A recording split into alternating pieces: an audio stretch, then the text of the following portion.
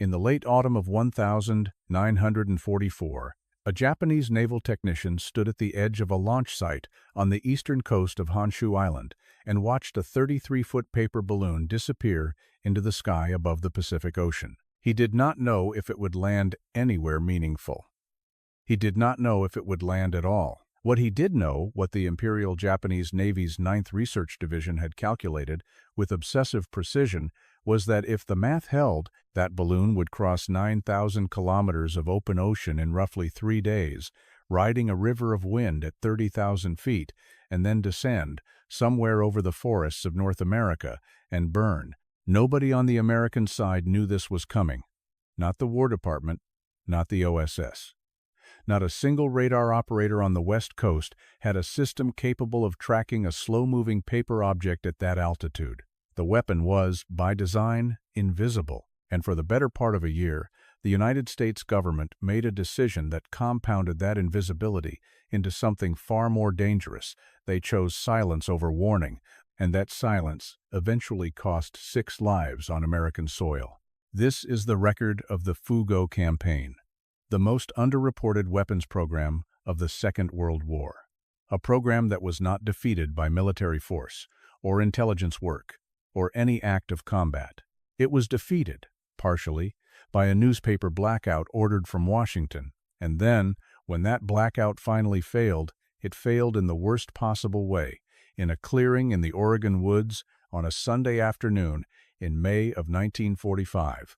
The origins of the Fugo balloon bomb trace back to a fundamental strategic problem facing Japan by 1943. The imperial military had extended itself across the Pacific, Southeast Asia, and China and the home islands themselves were increasingly vulnerable to American bombing raids. The Doolittle raid of April 1942, while militarily limited in its physical damage, had shattered the psychological assumption inside Tokyo that the Japanese mainland was untouchable. The military needed a response. Something that could reach the American continent directly without risking aircraft, without risking pilots, without requiring the kind of naval projection power that Japan was rapidly losing in the attrition battles of the Coral Sea and Midway. The answer came from an unlikely source. Atmospheric research conducted decades earlier by Japanese meteorologists studying upper-level wind patterns over the North Pacific.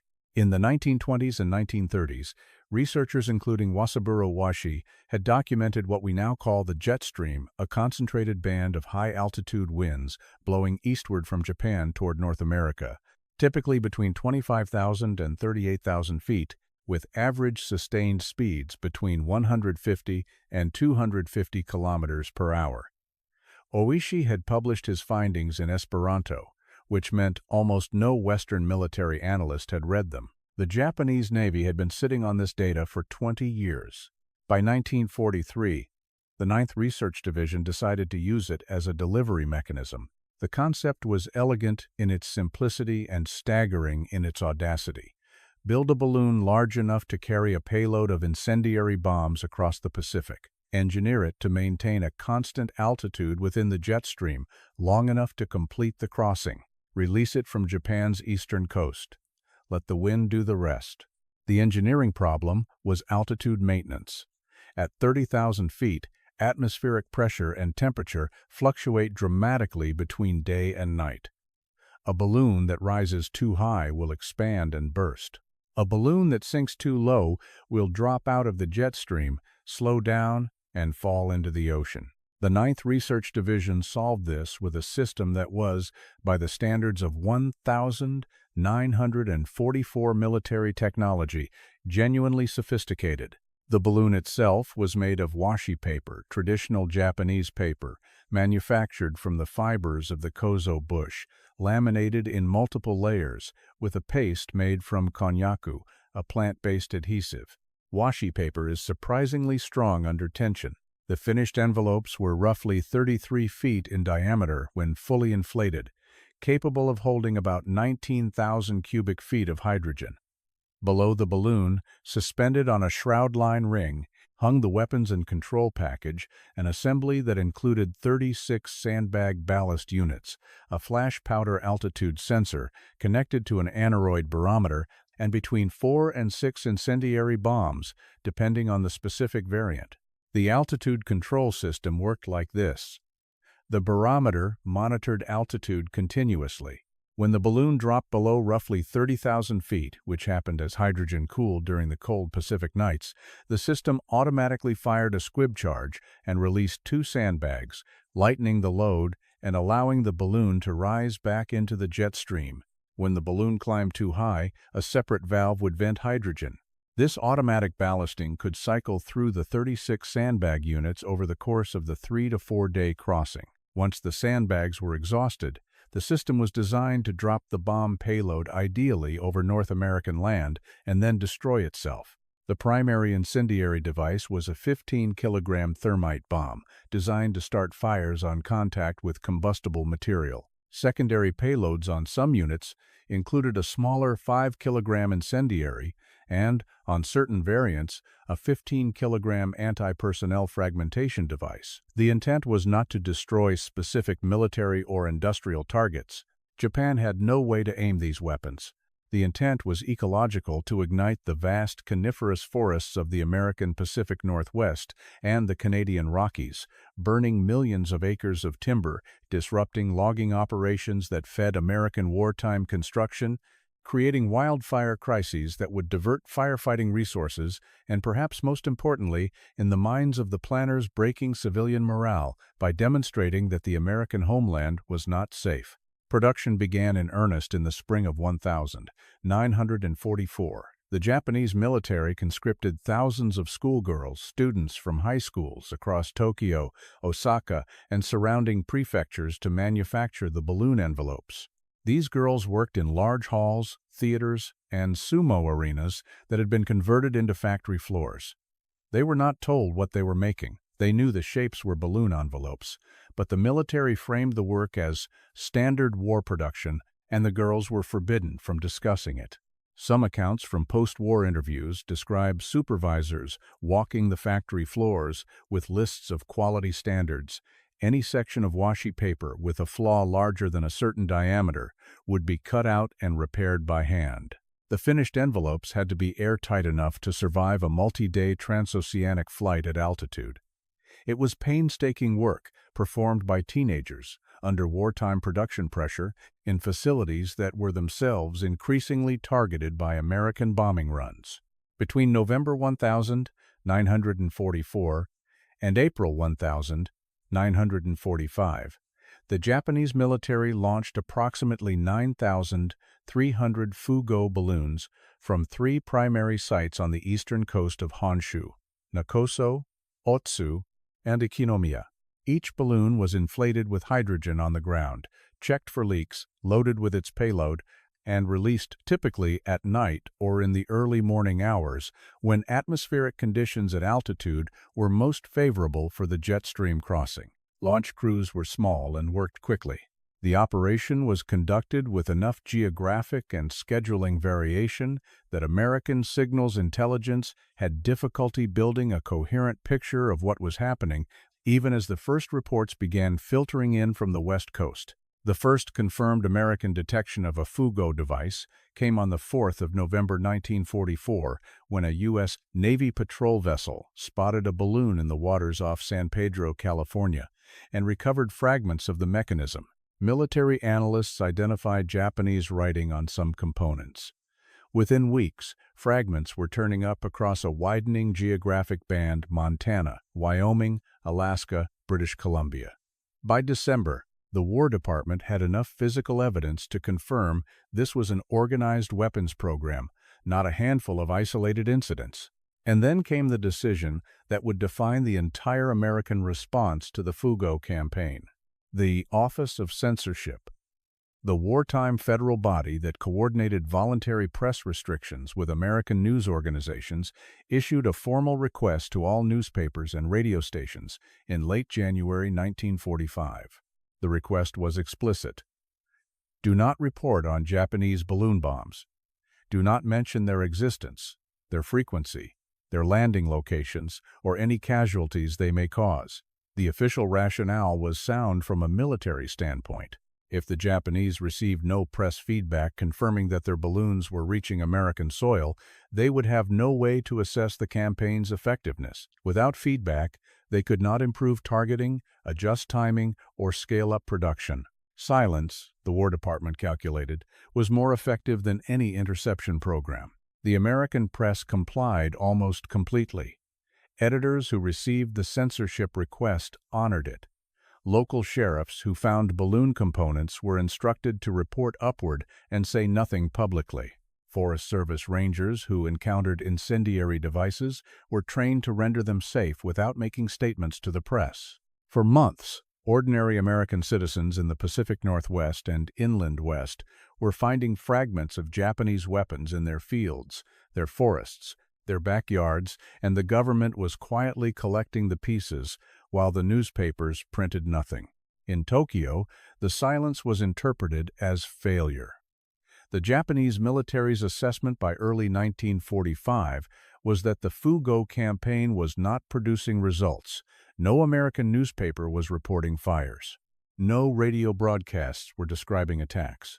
The program was quietly wound down in April 1945, with the last major launches occurring around the same time. American B-29s were conducting massive incendiary raids on Japanese cities. The 9th Research Division never received confirmation that a single one of their 9,300 balloons had caused meaningful damage. In reality, roughly 300 confirmed Fugo devices reached North American soil or territorial waters. Some malfunctioned before crossing the Pacific. Many came down in the ocean. A significant number landed in remote, uninhabited terrain where the incendiary payloads failed to start fires, either because conditions were too wet or because the devices buried themselves in snowpack before igniting. There was one notable near miss at the Hanford site in Washington state on the 10th of March 1945, when a Fugo device came down on a power line servicing the plutonium production reactors that were part of the Manhattan Project. The line shorted, the reactors automatically shut down, and backup power systems restored operations within minutes. The incident was classified at the highest level. The people who knew about it were a very short list. If you were a military censor in Washington in the spring of 1945, watching the classified reports come in the Hanford near miss, the dozens of devices landing within miles of populated areas, would you have held the blackout, or would you have warned the public? The historians still argue this, because what happened on the 5th of May 1945 suggests the answer the government chose had a cost that was never honestly accounted for. Archie Mitchell was 26 years old, an Assembly of God pastor at a church in Bly, Oregon. On the morning of the 5th of May 1945, he drove out to Gerhardt Mountain with his pregnant wife Elsie and 5 children from the church: Dick Patsky, age 13, Joan Patsky, age 13, Edward Shillar, age 13, Sherman Shoemaker, age 11, and Jay Gifford, age 13. They were going on a picnic. Archie pulled the car over to make final preparations, and Elsie and the 5 children walked ahead into the trees. Elsie called out that she had found something on the ground. Something strange. A rope or a wire, some kind of device. Archie heard her voice and was walking toward the group when the bomb detonated. Elsie Mitchell and all 5 children were killed instantly. Archie Mitchell survived because he had not yet reached the clearing. The coroner's report described the injuries. The official military investigation confirmed that the device was a Fugo incendiary bomb, Type E, with the anti-personnel fragmentation unit attached, the variant specifically designed to kill people who approached a downed device. The War Department was informed within hours. The censorship blackout held for several more days, while officials debated whether disclosure was now unavoidable. On the 22nd of May 1945, the Office of Censorship officially lifted the ban on Fugo reporting. The public was now warned not before the deaths, but after. The reasoning offered internally was that more warnings would cause more civilian panic. The reasoning offered to the Mitchell family was significantly less than that.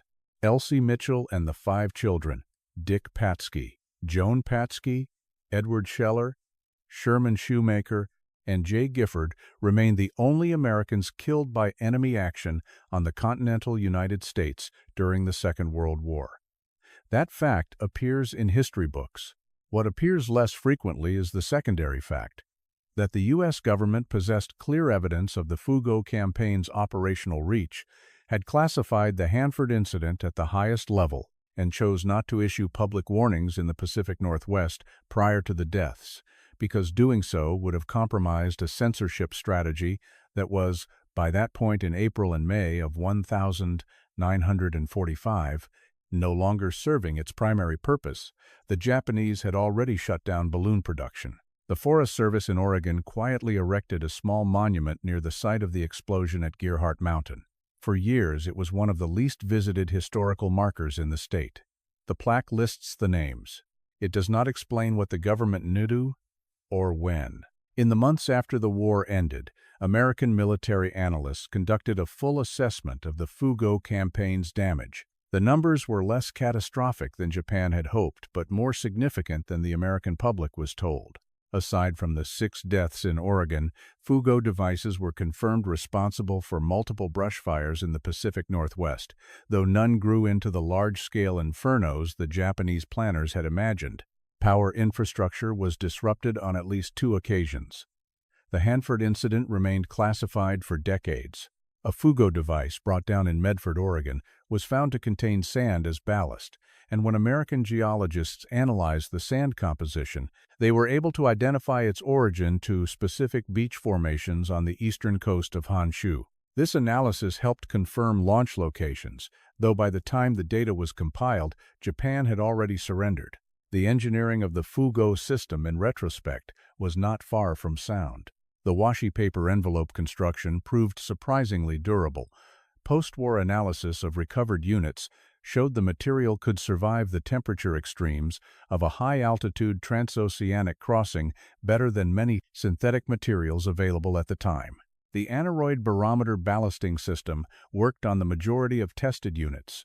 The fundamental failure was scale and payload. To ignite the kind of catastrophic forest fires Japan envisioned, you would have needed not 9,300 balloons, but perhaps 10 times that number, concentrated over a narrower geographic window in drier seasonal conditions.